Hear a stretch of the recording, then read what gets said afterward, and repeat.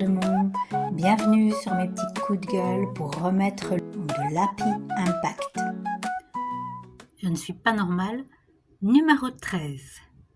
Je ne suis pas normale, depuis que je suis enfant, il m'arrive assez souvent de braver l'autorité, quand je la trouve absurde. Je me souviens, il y a 12 ans, j'avais effectué un remplacement de professorat dans un collège, les apprentis d'Auteuil, et j'avais mis en place des petits rituels auprès des élèves, c'était des élèves décrocheurs que d'autres collèges ne voulaient plus.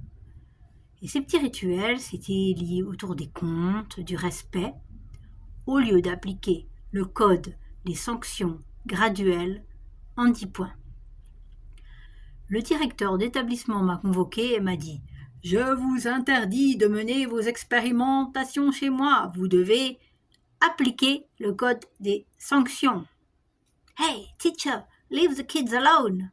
Je ne suis pas parfaite, mais quand je lui ai fait remarquer que le point 10, c'était le renvoi, alors que des élèves venaient dans ce collège spécifiquement parce qu'ils étaient renvoyés d'un autre collège, que devenaient les élèves dans un système circulaire sans fin. Le directeur est devenu tout rouge. Ce fut douloureux quand même pour moi. Mais j'ai continué mes pratiques différentes jusqu'à la fin de mon remplacement. Cette citation d'Ernest Hallward était assez éclairante. Les innovateurs sont presque toujours des persécutés. En religion, ce sont des hérétiques. En philosophie, des crânes fêlés. En science, des gens qui parlent au diable.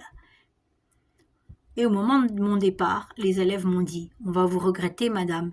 Vous étiez la seule à venir en classe en souriant. » Ce fut à la fois merveilleux, mais si triste. Et donc je suis fière de faire partie des défricheurs, des innovateurs, qui ont ensuite travaillé pour l'éducation au bonheur. Et si je commence par les adultes, c'est parce qu'il faut bien commencer par former les adultes qui formeront eux-mêmes les enfants. Alors, envoyez-moi un message si vous êtes intéressé, parce que je vais bientôt débuter de nouvelles formations. Je vous invite à me suivre sur ma chaîne.